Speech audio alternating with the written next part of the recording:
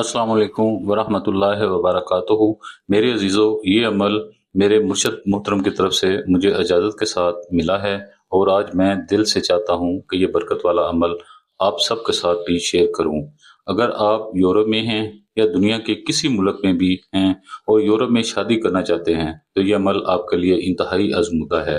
सबसे पहले एक साफ और पुरसकून जगह पर बैठिए, कुरान पाक को मोहब्बत से अपने सामने रखिए, अपने पास एक दिया जलाइए और इसमें खुशबूदार तेल डालिए और दिल को अल्लाह की तरफ मुतवज्जो करें। ये अमल आपने करना है।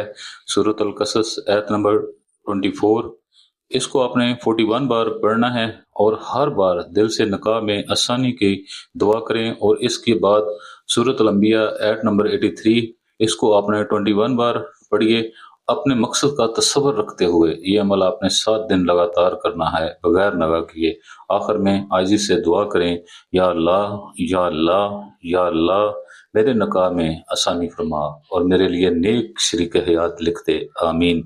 याद रखिए, इस अमल के बाद किसी गरीब को मोहब्बत से एक वक्त का खाना जरूर खिलाइए।